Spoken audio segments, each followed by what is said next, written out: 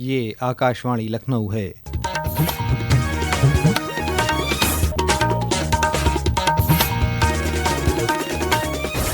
علاقائی خبروں کے ساتھ میں عامر حسین صدیقی۔ وزیر اعلیٰ یوگی آدتیہ ناتھ نے آج لکھنؤ میں سہ روزہ آم فیسٹیول کا افتتاح کیا اور کسانوں اور باغبانوں کی ہمت افزائی کی۔ اس موقع پر اپنے خطاب میں انہوں نے کہا، اتر پردیش جیسے راجیہ میں جس راجیہ میں ایک سمے 25 سے 30% جی ڈی پی میں کرشی اور آرگینک فصلوں کا یوگدان ہوتا تھا، تو اگر یہ کسان یہ باغبان خوشحال ہوگا اس کا لابھ پردیش کی وکاس کی در کو بھی پراپت ہوگا، دیش کے وکاس کی در پر بھی اس کا اثر پڑے گا اور وکست بھارت کی سنکلپنا کو آگے بڑھانے میں بھی وہ یوگدان دے پائے گا۔ اور آج اس دشا میں کیے جانے والے پریاس کو جب میں دیکھتا ہوں تو مجھے بہت اچھا لگتا ہے کہ اس میں جو پریاس کیے گئے اس کے پریڑام آج سامنے آ رہے ہیں۔ وزیر اعلیٰ نے پروگرام میں ترقی پسند باغبانوں کو اعزاز سے بھی نوازا اور آم کی تقریباً 800 اقسام پر مبنی نمائش کو دیکھا۔ پروگرام میں ریاست کے باغبانی اور زراعت کی مارکیٹنگ کے وزیر مملکت دنیش پرتاپ سنگھ بھی موجود تھے۔ وزیر اعلیٰ یوگی آدتیہ ناتھ کی صدارت میں کل لکھنؤ میں ہوئی کابینہ کی میٹنگ میں کل 30 تجاویز کو منظوری دی گئی۔ میٹنگ کے بعد کابینہ کے فیصلوں کے بارے میں معلومات فراہم کرتے ہوئے وزیر خزانہ سریش کھنہ نے کہا کہ ایودھیا ضلع اور آس پاس کے علاقوں کی حفاظت کے لیے national security guard NSG hub centre کی تعمیر کی تجویز کو منظوری دی گئی ہے۔ اس کے لیے 8 ایکڑ نزول اراضی بھارت سرکار کے ہوم ڈپارٹمنٹ کے حق میں 99 سال کی لیز پر دینے کی تجویز کو منظوری دی گئی۔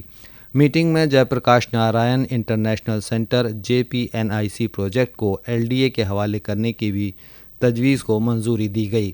ریاستی حکومت میں لیبر وزیر انل راجبھر نے کہا کہ کابینہ نے روزگار کے معاملے میں ایک بڑا قدم اٹھایا ہے اور اتر پردیش ایمپلائمنٹ مشن کی تشکیل کی تجویز کو منظور کر لیا ہے۔ انہوں نے کہا کہ مشن کی تشکیل سے حکومت نوجوانوں کو قومی اور بین الاقوامی سطح پر براہ راست روزگار فراہم کر سکے گی۔ خواتین کو بااختیار بنانے کی جانب ایک بڑا قدم اٹھاتے ہوئے کابینہ نے خواتین کو خطرناک زمرے کی تمام 29 فیکٹریوں میں کچھ خاص شرائط کے ساتھ کام کرنے کی اجازت بھی دے دی ہے۔ میٹنگ میں آگرہ لکھنؤ ایکسپریس وے کو پوروانچل ایکسپریس وے سے جوڑنے کے لیے ایک نئے لنک ایکسپریس وے کو منظوری دی گئی۔ اس کے علاوہ اتر پردیش گرام وکاس افسر سروس رولز 2025 اور Uttar Pradesh animal husbandry department veterinary pharmacist services rules 2025 کو بھی منظوری دی گئی۔ میٹنگ میں فیصلہ کیا گیا کہ اب ریاست کے سرکاری کالجوں میں اسسٹنٹ پروفیسر کے عہدے کے لیے انتخاب صرف انٹرویو کی بنیاد پر نہیں کیا جائے گا بلکہ تحریری امتحان اور انٹرویو کے مشترکہ نمبروں کی بنیاد پر کیا جائے گا۔ کابینہ نے اتر پردیش بھاشا سنستھان کے اہلکاروں کی ریٹائرمنٹ کی عمر 58 سال سے بڑھا کر 60 سال کرنے کا فیصلہ کیا ہے۔ ریاستی حکومت نے Uttar Pradesh out sources service corporation کے قیام کو منظوری دے دی ہے۔ وزیر اعلیٰ یوگی آدتیہ ناتھ نے کہا کہ یہ کارپوریشن انتظامی معاملات میں شفافیت لانے کے ساتھ ساتھ آؤٹ سورسنگ ملازمین کی زندگیوں میں استحکام اور اعتماد کو یقینی بنائے گی۔ گزشتہ روز ایک اعلیٰ سطحی میٹنگ میں وزیر اعلیٰ نے اس بات پر زور دیا کہ آؤٹ سورسنگ ملازمین کے سماجی اور معاشی مفادات کو اولین ترجیح دی جائے گی۔ پیش ہے ایک رپورٹ۔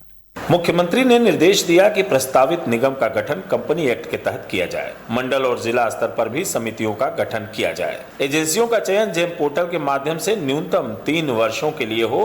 साथ ही यह सुनिश्चित किया जाए कि वर्तमान में कार्यरत कार्मिकों की सेवाएं बाधित न हो और उन्हें अनुभव के आधार पर वेटेज दिया जाए। मुख्यमंत्री ने यह भी निर्देश दिया कि आउटसोर्सिंग कार्मिकों का पारिश्रमिक प्रत्येक माह की 5 तारीख को उनके खाते में चला जाए। उन्होंने कहा कि नियमित पदों के विरुद्ध कोई भी आउटसोर्सिंग सेवा नहीं ली जाए। मुख्यमंत्री ने यह स्पष्ट किया कि प्रदेश में प्रस्तावित उत्तर प्रदेश आउटसोर्स सेवा निगम को एक रेगुलेटरी बॉडी की भूमिका में रखा जाए। यह सभी एजेंसियों की कार्यप्रणाली की निगरानी करे और नियमों के उल्लंघन पर ब्लैक लिस्टिंग, डिबारमेंट, पेनाल्टी और अन्य वैधानिक कार्रवाई सुनिश्चित करे।